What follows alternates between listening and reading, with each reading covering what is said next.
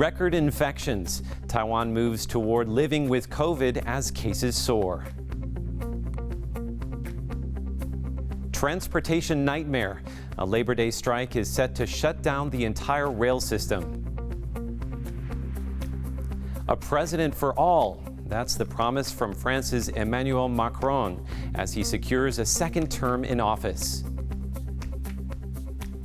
Plus, the art of interpreting and how it's helping to keep Taiwan's indigenous languages alive.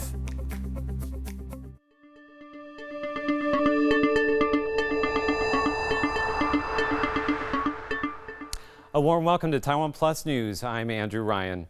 Taiwan reported a record 5,092 domestic COVID cases on Sunday, the latest in a surge of infections fueled by the Omicron variant of the coronavirus. As cases pile up, the country is shifting its policy toward living with COVID. Jaime Okan reports. As many countries around the world are returning to a somewhat normal life, Taiwan is in the midst of its largest wave of COVID infections. Yet, Taiwanese officials are set to push ahead with plans to ease quarantine restrictions from 10 days to 3 days for those who come in contact with an infected person. And they'll be free to leave on the 4th day if a rapid test shows a negative result.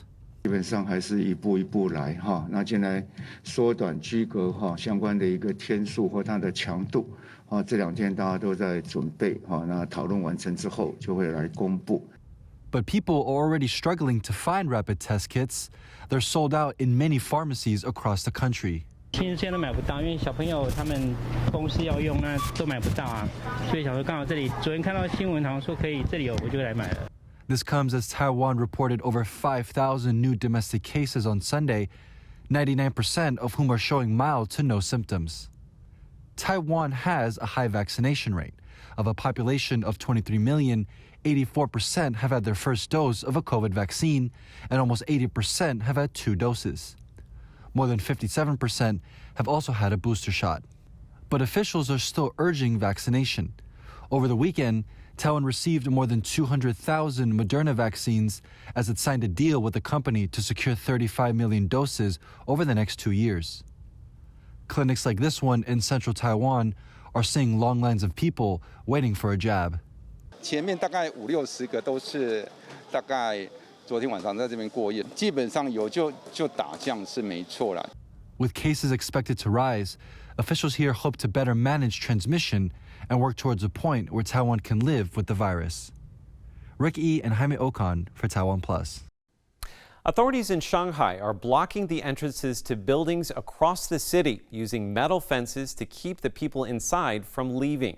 The fences are part of an attempt to contain a surge of COVID cases that has put China's most populous city into weeks of lockdown. Residents say the barriers appeared without warning. They have attracted criticism on Chinese social media and hostility on the ground. One video shows angry locals breaking down barriers and shouting at a security guard.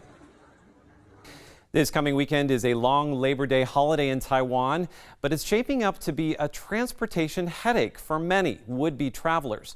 The labor union of the Taiwan Railways Administration is going on strike. Eric Gao reports. An apology letter on the Taiwan Railways Administration website.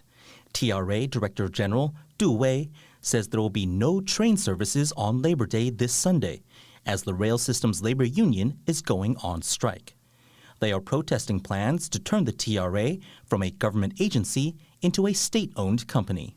因为现阶段工会他们的诉求只有一个，就是要撤回。那在这个时间点，在民众需要交通服务的时候，那我们的这个工会去主张依法来休假，那这部分我们只能说内部持续在沟通。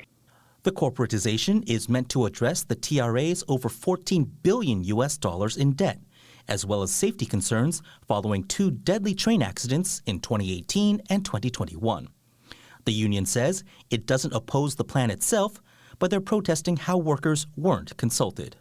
他们好像打悲情牌，这样就是认为说工会好像不愿意沟通，决定要休假。但实际状况是，他们根本没有好好跟工会还有员工说明。如果连这个最基本的说明都不愿意做的话，那就是也没办法，我们要做这样的活动。Hundreds of thousands of passengers will be affected by the shutdown. 本来是要30到2号嘛，那虽然它停的是5·1，但是也是怕有什么意外，所以就取消了。对我们来说会不方便，但是就是尊重。如果是不能坐，就干脆大家就不要出去这样。有的不太方便啊，有时候坐客运什么的，有时候不太方便。The TRA is planning to provide alternate transport for travelers, but these are expected to increase travel time significantly. Asnaya Zhou and Eric Gao for TaiwanPlus. French President Emmanuel Macron has won a second term after a tense runoff against far-right candidate Marine Le Pen. Macron won by 58.5% to Le Pen's 41.5% in the head-to-head second-round vote. Turnout was lower than 5 years ago, with an estimated 28% of voters staying home. That's a record number. Despite her defeat, Le Pen hailed the far-right's highest share of the vote in a presidential election. More than 12 million people voted for her National Rally Party. The centrist Macron acknowledged many people voted for him in order to block a Le Pen presidency.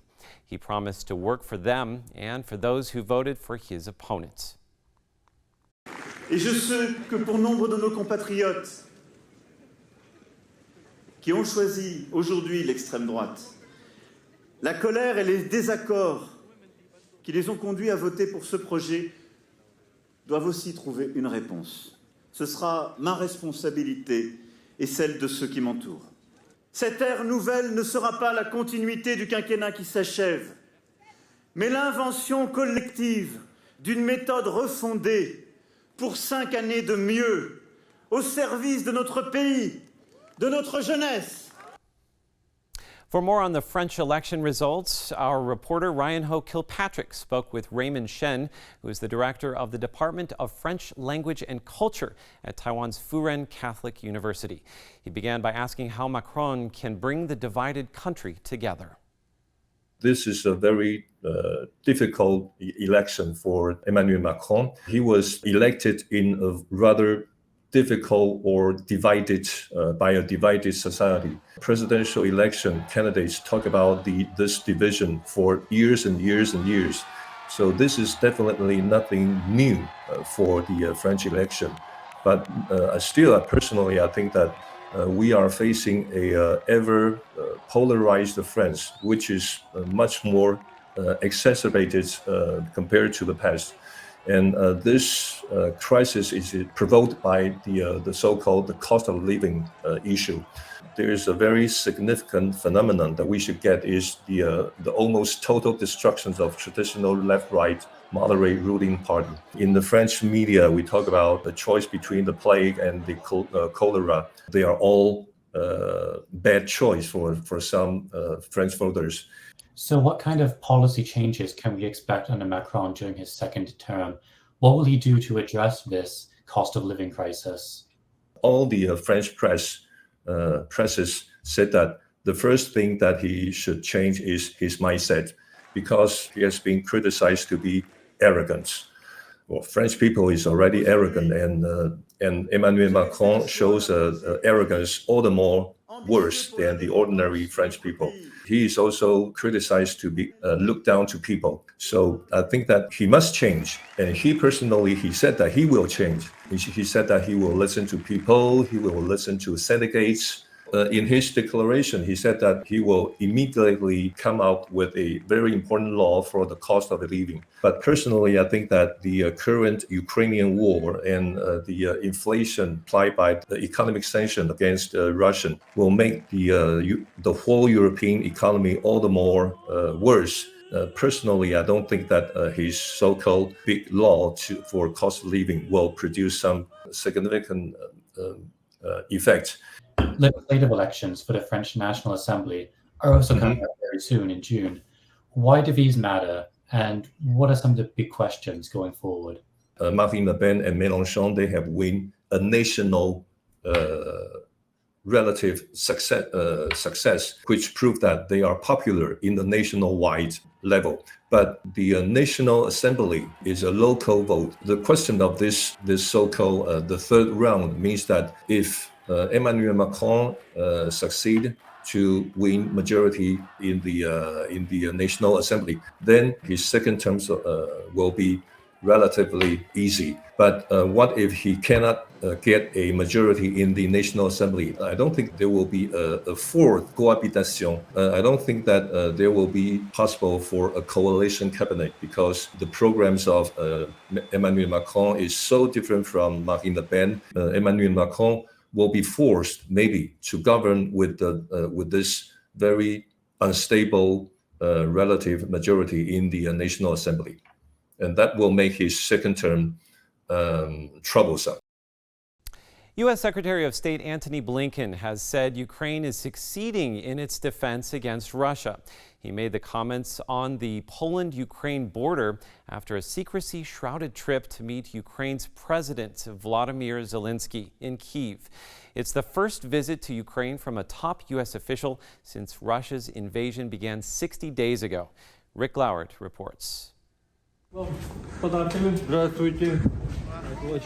This is footage from the garrison at Azovstal steel plant, the last holdout of Ukrainian forces in the besieged port city of Mariupol.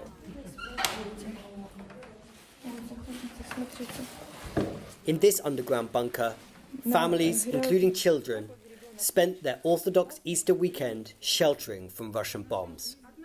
Many have spent weeks here. Чтобы мы отсюда вышли, увидеть солнце наконец, потому что мы уже здесь как 2 месяца сидим и хочется увидеть солнце, потому что тут включают свет иногда и включают, а на улице, чтобы когда построят наши дома, то мы можем жить спокойно. Уж лучше победить Украину, потому что Украина это наш родной дом.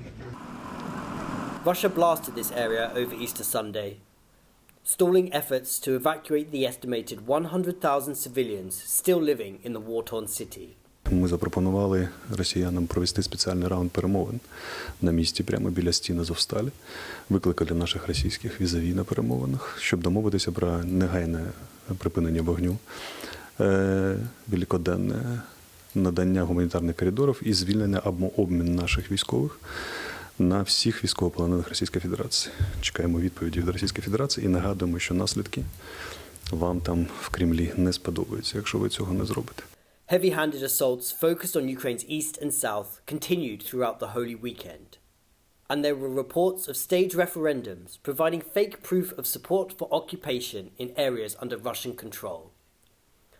Red lines for Ukraine's dynamic leader and another setback for peace talks. Якщо буде проголошено референдум, псевдореферендум в нових псевдореспубліках, Україна вийде з будь-яких перемовних процесів. In Mariupol, some residents braved Russian shelling to attend an Easter service in a bombed-out church. Да, очень ждали. Слава Богу, дожили Пасхи. Какие надежды у вас в Пасхе? Надежда на Бога, надежда на мир, на лучшую жизнь для детей.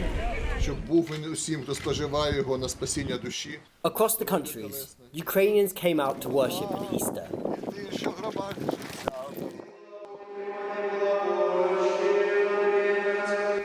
Showing resilience 60 days into this war, but also undoubtedly praying for peace.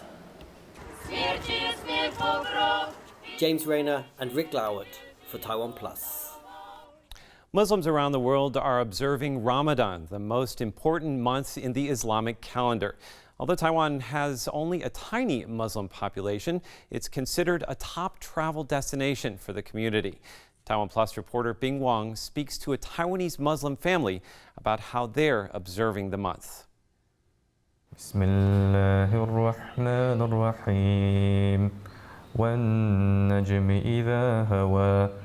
23-year-old Abdullah leads his family in reciting verses from the Quran, the holy book of Islam. The Changs are among a minority of 60,000 Taiwanese Muslims who make up less than 0.3% of the total population. Because from our physical appearance, we don't seem like Muslims, but in Taiwan, whenever from our conversations, when they come to know that we are Muslims, they actually ask a lot of questions, such as why do we pray? Muslims have lived in Taiwan for generations. Like Abdullah's mother, many migrated from majority Islamic areas in China. Others, like his father, are converts. He joined Islam after studying in Saudi Arabia. As a diplomat for Taiwan, the Chang family lived in many parts of the world before returning home in 2019. And after moving back to Taiwan, we didn't really feel difficult either, because the people in Taiwan, they are really open and friendly to the Muslim communities. And also, perhaps because they don't know too much about Muslim or Islam either, so they feel a little bit curious about our religion or our daily lives. During the holy month of Ramadan, the Changs are joining Muslims around the world in fasting and devoting more time to their faith. So I have made a website called Islam Taiwan, and this website contains a lot of different kind of information for Muslims in Taiwan to benefit from. So this includes the restaurants, the halal stores, the prayer spots. Ramadan marks the 9th month of the Islamic calendar and is observed by more than 2 billion Muslims around the world. This is the Taipei Grand Mosque, the oldest, the largest, and the most important Islamic landmark in Taiwan. During Ramadan, thousands of Muslims in the country, including the Chang family, will come here to pray. Ibrahim Chow has been the Imam of the Taipei Mosque since 2016. He's a former diplomat for Taiwan and in his spare time lectures at local universities about Islamic studies. 但是这是确实受到伊斯兰世界赞扬的，很多很友善的规划了一些给穆斯林活动的场所，包括洗净的场所跟做礼拜的场所。 The Organization of Islamic Cooperation ranks Taiwan second among the top destinations for Muslims. The Taipei city government is even planning events to celebrate Eid, the most important day of the year of Islam, marking the end of Ramadan. Taiwan's multicultural Muslim community includes 250,000 people from other parts of the world. 是一个开放而且宽容的社会，大家都互相尊重，因此在这方面的话，我们感觉到 Muslim 在台湾会是觉得他在一个友善的社会里面。 因为在台湾的环境里面，各种宗教都在做他们自己自由的去实行他们的教规，做他们的行为。 Here in Taiwan, life goes on as normal during Ramadan, but the government is planning celebrations that will be open for everyone to join. At a time when religious freedoms are under threat across the world and many Muslims are facing Islamophobia, the Changs and others here feel Taiwan has remained steadfast in its promises of an open society which celebrates its diversity. Chris Ma, James Rayner, and Bing Wong for TaiwanPlus.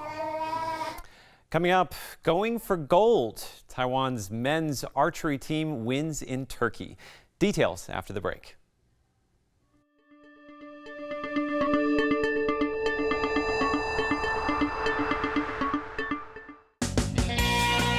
Hi, my name is Leo Seawald. In Chinese, Li Hao. 他们叫我好哥. Welcome on my boat. 其实我们到绕河的时候，离101大概2公里，所以我们真的可以开到台北的中心。Wow, it's a little past 3 in the morning, and we are at Keelung's fish market. 看起来很开心的那个鱼是什么？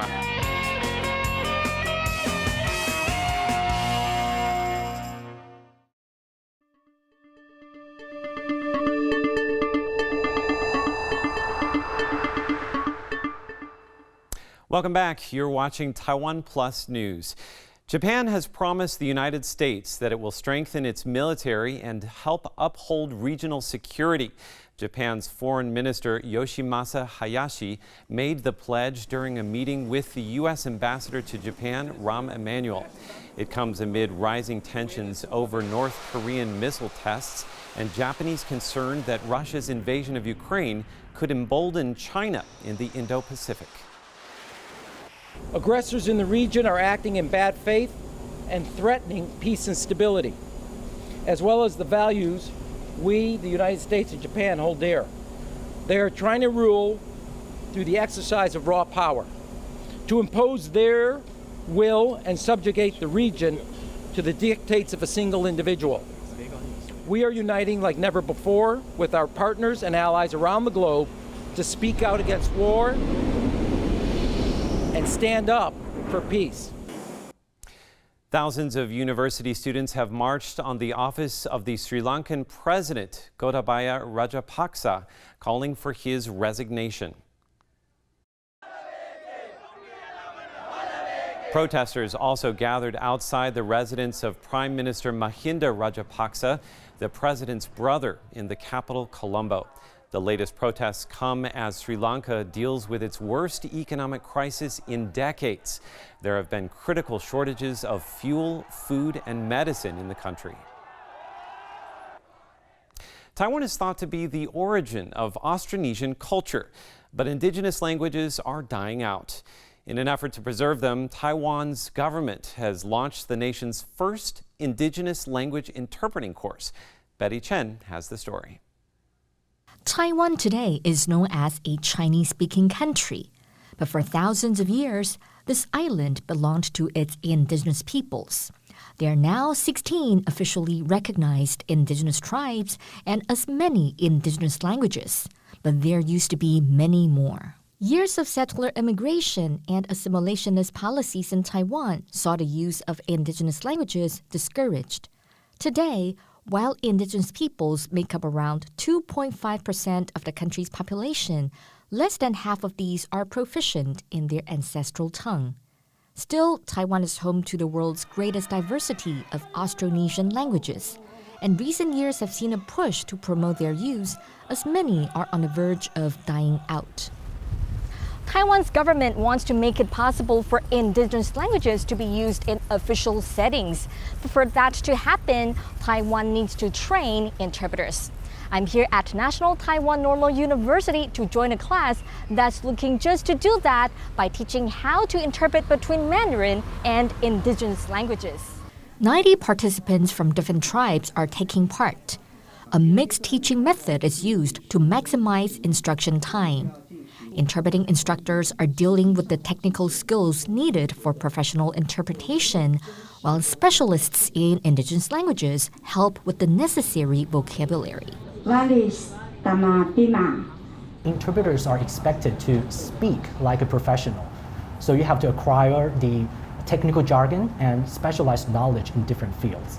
I think these skills will definitely make students a better communicator in all kinds of contexts. Learning to interpret usually requires at least 2 years of full-time training, but these participants are trying to pick up the skills they need in just 8 days of intensive workshops. 我们这一次来报名的学员，他们本身的族语能力就非常好，所以我们必须要去找出比他们更厉害的部落里面的大佬、耆老，请他们来担任我们这样的指导老师。觉得一切的困难逐步克服之后，最后的收获，我们觉得非常感动。At the demo session, participants sit inside interpreting booths to practice their newly acquired skills. 其实多数听不懂我的族语，现场的贵宾可以透过口译的设备了解我说的内容。 41-year-old Ibu from Bunong tribe is one of the youngest participants. She talks about the challenges in learning how to interpret an indigenous language. 最大的困难是我的语汇量真的不足，因为我们这个世代就是我们能讲的就是普普通通的那种使用的语言啦，不像那个很多语汇真的量不够啦。 But time is against those hoping to preserve Taiwan's indigenous languages. 年轻人真的是断掉了。你看来参与的学员是不是年纪都偏大？你说他们还有多少气力可以传承？我每次想这个，我都会心里很难过，所以我就一直要把自己当做一个工具，就是能活用多久就活用多久，然后也要想办法去拉更多的人一起来，就是推动这样。 The government recognizes the urgency of the task at hand. And it has high hopes that this interpretation course can help to spark a wider reinvigoration of Taiwan's indigenous languages. 我们接下来先把这些我们的种子老师，我们的祖父口译的这些族人呢，先推广到我们各个机关，说我们已经有这些人才。那如果我们各机关还有更多的需求的话，我们会持续来办理这样一个训练。我们希望可以让我们更多的这个族人愿意担任这样一个很重要的语言桥梁的一个工作。While 8 days can't overturn decades of language discrimination, it's a step on the long road for language justice in Taiwan. And with many participants looking to continue their interpretation training, there's hope that one day indigenous people can speak their languages as freely as their ancestors once did. Patrick Chen and Betty Chen for TaiwanPlus. Taiwan's men's archery team has taken gold in the first round of this year's Archery World Cup. Taiwan beat Italy 6-0 in the final, held in the Turkish city of Antalya on Sunday. The 2022 Archery World Cup is held over 5 stages. The next round is in South Korea in May, with the final set to take place in Mexico in October. Thanks for watching Taiwan Plus News. I'm Andrew Ryan. For more stories from Taiwan and around the world, please download the Taiwan Plus app. Stay safe and take care.